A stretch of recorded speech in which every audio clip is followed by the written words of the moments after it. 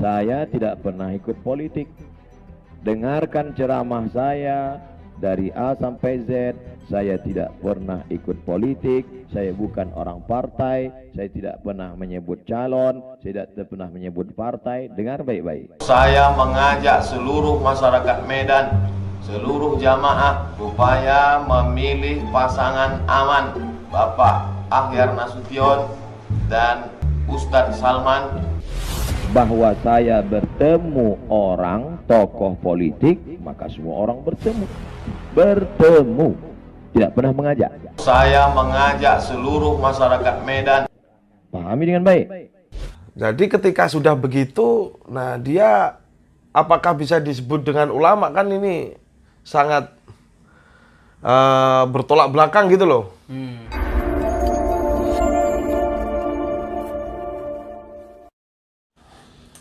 Assalamualaikum warahmatullahi wabarakatuh. Waalaikumsalam warahmatullahi wabarakatuh. Saya hari ini ditemani Pak Habibie, aktivis muda Nahdlatul Ulama. Ngeri. Insya Allah. Insya Allah ya. Ente Iya. di NU di apa? Di PMI. Di PMI, ya. Jadi Apa sih PMI itu? Pergerakan Mahasiswa Islam Indonesia, bukan Insya Allah Islam. Oh, kirain pergerakan mahasiswa Insya Allah Islam gitu. Iya. Banyak yang meleset-melesetin seperti itu. Karena banyak yang apa kadarnya? Yang nyeleweng gitu. Yang nyeleweng. Biasalah. Biasa anak muda lah ya. Ya, anak muda. Anak muda emang harus begitu, anak muda gitu loh. Ini namanya Gus Habibie. Saya ingin bercerita sedikit, Gus. Siap. Ada seorang ustadz, public figure, cukup terkenal, namanya Ustadz Abdus Somad, Siap. alias UAS, ya disingkat jadi UAS. Nah, UAS ini dia pernah ngomong dalam ceramahnya itu, saya tidak pernah terjun ke dunia politik dan saya tidak pernah mengkampanyekan calon politik manapun. Iya.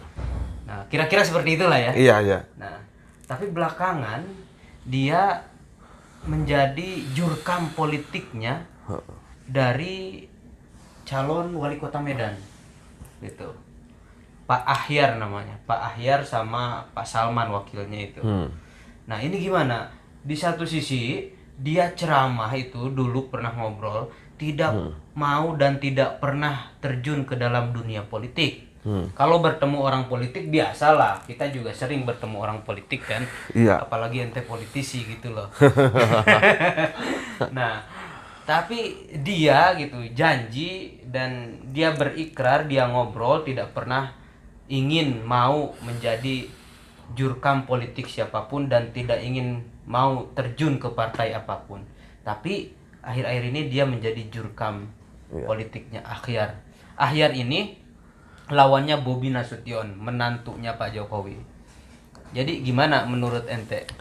Ya, kalau menurut saya, yang pertama dia sebagai ulama ketika sudah ngomong tidak mau terjun di dunia politik. Nah, kemudian hari ini dia menjadi jurkam di salah satu pasangan calon. Siapa tadi namanya? Akhyar sama Salman. Nah, pertama berarti dia tidak konsisten Dengan terhadap ucapannya. omongannya, begitu kan? Nah, apalagi seorang ulama itu otomatis yang paling utama itu adalah ucapannya gitu loh, yang digugu gitu. Yang digugu Iya. ya. Bahasa apa tuh digugu? Digugu dan ditiru ya? Iya, digugu dan ditiru. Seperti guru itu kan harus digugu kan Dan dan ditiru begitu. Nah, apalagi seorang UAS ini punya kredibilitas yang sangat mumpuni, jam terbangnya dia juga sudah oke kan? Oke. Iya, kuliahnya juga pernah ke Timur Tengah, pasti punya ilmu yang Lumayan lah. lumayan begitu loh. Nah, tapi kemudian dia inkonsisten hari ini. Nah, Dengan ucapannya. dengan ucapannya. Nah, atau jangan-jangan dia ini sudah kena apa ya? Minggu Solo.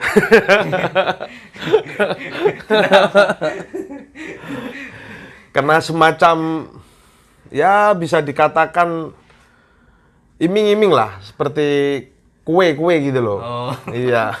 Kue, jada roti. Jada roti ya. Jada roti. Nah, Oh jadi kan sebetulnya benar apa kata Mas Habibie itu bahwa seorang ulama itu yang sering ditiru itu adalah ucapannya. Iya. Itu sangat betul. Jarang sekali orang melihat perilaku ulamanya, tetapi mengikuti ucapannya saja gitu. Nah ini benar. Nah, jadi posisinya di sini sebetulnya ulama masuk politik itu ya boleh-boleh saja, tidak ada yang melarang ulama masuk politik itu. betul itu. Kiai Maimun, Iya. Gus Dur, Mbah Hasyim, Kiai Hasyim Mujadi, terus Zainuddin MZ. Malah bikin partai dia kan. Iya, bikin sama partai. seperti Gus Dur. Dan banyak tokoh-tokoh agamawan lainnya yang terjun ke dalam politik gitu. Dan itu hal yang lumrah di Indonesia. Iya, betul. Biasa saja. Namun dengan syarat pertama, jangan gowo-gowo agama naik politik. Iya, betul. Gitu kan? Jangan membawa agama ke dalam politik. Kedua, gitu, harus konsisten dalam pembicaraannya. Karena di sisi lain dia mempunyai dua identitas. Di sisi lain dia politisi, namun di sisi lain dia sebagai ulama juga gitu. Iya. Nah, kalau kita lihat sepak terjangnya Ustadz Abdus Somad itu kan dia ya memang keberpihakan politiknya anti Jokowi. Iya, betul. Katakan seperti itu. Dia sudah berpihak dari awal anti Jokowi. Iya. Nah, di Pilkada Medan yang akan mendatang dia melawan kandidat istana, atau bukan kandidat istana ya, terlalu jauh kalau kita melihat kandidat istana. Menantunya Pak Jokowi. Iya, menantunya Pak Jokowi. Yaitu Bobi Nasution dengan posisi Abdus Somad dengan Akhyar melawan Bobi Nasution. Head to head berarti itu ya? Head to head Head to head ya. Padahal Pak Akhyar ini dulu PDI gitu loh. Oh, dulu PDI. Iya, dulu PDI Pak Akhyar ini, karena rekom PDI-nya masuk ke Bobi. Iya. Nah, makanya Pak Akhyar pindah partai, nyalon lagi. Nah, kalau memang dia anti PDI, ya berarti dia harus juga anti Pak Akhyar karena pernah PDI gitu loh. Iya, betul. Iya. Justru sebetulnya dia bukan anti PDI, tapi anti Jokowi gitu, anti pemerintah gitu. Nah, bukan begitu Pak Habibie? Iya, betul itu. Gimana pandangan Pak Habibie? Karena ya itu tadi berarti bisa digarisbawahi dia tidak bisa objektif begitu. Oke. Jadi sudut pandangnya itu terlalu subjektif. Terlalu subjektif dan Iya. berpihak memang gitu. Iya, terlalu subjektif. Ya kalau berpihak tidak jadi masalah sih ya, Iya.